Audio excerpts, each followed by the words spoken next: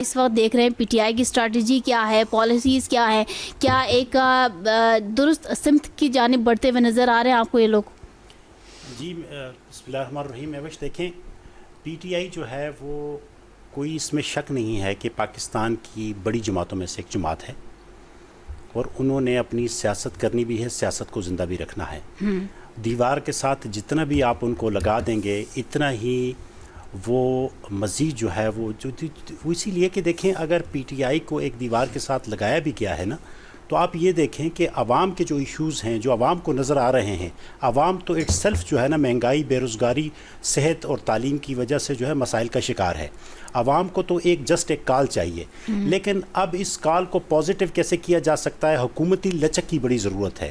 8 فروری کے جب الیکشن ہوئے تھے 2024 میں, اس کے بعد اگر آپ دیکھیں تو کنٹینیوسلی کئی احتجاج ہوئے پی ٹی آئی کے, اس سے پہلے بھی کئی احتجاج ہوئے. پی ٹی آئی نے اپنے کسی بھی احتجاج میں کچھ بھی اچیو نہیں کیا, بلکہ انہوں نے یہ سمجھا کہ شاید جو چیف منسٹر کے چینج کرنے سے شاید کوئی فرق آئے گا, جو کہ پہلا جو چیف منسٹر تھا شاید وہ اس قدر ایگریسو ہو کر احتجاج نہیں کر رہا اور عمران خان کی رہائی کے لیے کوئی تگ و دو نہیں کر رہا, تو سہیل آفریدی صاحب آ گئے. اب سہیل آفریدی نے اپنی سی ایم شپ بھی بچانی ہے اور اپنی سیاست کو بھی آگے لے کے چلنا ہے, اپنے لوگوں کو بھی بتانا ہے. وہ اسی لیے کہ جو ارد گرد کا ماحول ہے لوگوں کا, وہ اس کو یہ بتا رہا ہے, کنٹینیوسلی مجبور کر رہا ہے کہ جی آپ لانگ مارچ کریں, آپ احتجاج کریں. وہ اسی لیے کہ لوگ تنگ ہیں.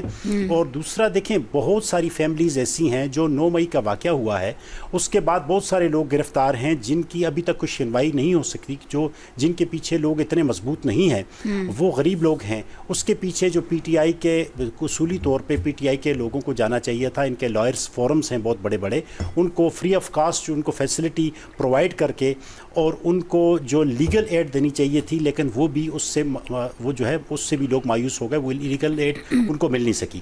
اچھا, اب اس وقت جو ہے یہ پی ٹی آئی احتجاج کرنا کیوں چاہ رہی ہے اور 27 ستمبر کی ڈیٹ کیوں انہوں نے رکھی ہے؟ دیکھیں سب سے پہلے تو وہ ان کا مطالبہ یہ ہے جی کہ عمران خان سمیت جو ہے تمام سیاسی قیدیوں کی جو ہے وہ رہائی کی جائے. اچھا, شفاف الیکشن کے لیے وہ کہہ رہے ہیں. سے بھی قبل وہ تو صحت کی بات کر رہے ہیں, اس وقت کی ملاقات ہونی چاہیے, ہمیں ان کے صحت کے حوالے سے ہمیں پراپرلی انفارمڈ کرنا ہوگا. اگر حکومت یہ کرنے میں ناکام ہوتی ہے تو ہم لانگ مارچ کر کے رہیں گے. دیکھیں وہ بھی اس میں کوئی شک نہیں ہے کہ وہ بھی ایک ایجنڈا ہے کہ ان سے ملاقات کرائی جائے. وہ اسی لیے کہ پارٹی کی جو ڈائریکشن ہے وہ الٹیمیٹلی وہ بانی پی ٹی آئی کی طرف سے ہی آتی ہے, اور اس وقت خلف شعار کا شکار ہے اوور آل ٹوٹل پارٹی. وہ اسی لیے کہ کئی حصوں میں تقسیم ہو چکی ہے, گو کہ ایک کنٹینرز کے اوپر نظر نہیں آ رہے تھے, لیکن ایون دین جو ہے ہر بندہ ایک ڈفرینٹ سوچ کے تحت چلتا ہے. لیکن جب ڈائریکشن جو ہے وہ جب ٹاپ سے آتی ہے تو وہ ایک ہی آواز ہوتی ہے. وہ اسی لیے کہ اس ٹائم جو پہچان ہے پی ٹی آئی کی, اور پی ٹی آئی کا جو ووٹ ہے وہ اوورال بانی پی ٹی آئی کی وجہ سے ہی ہے.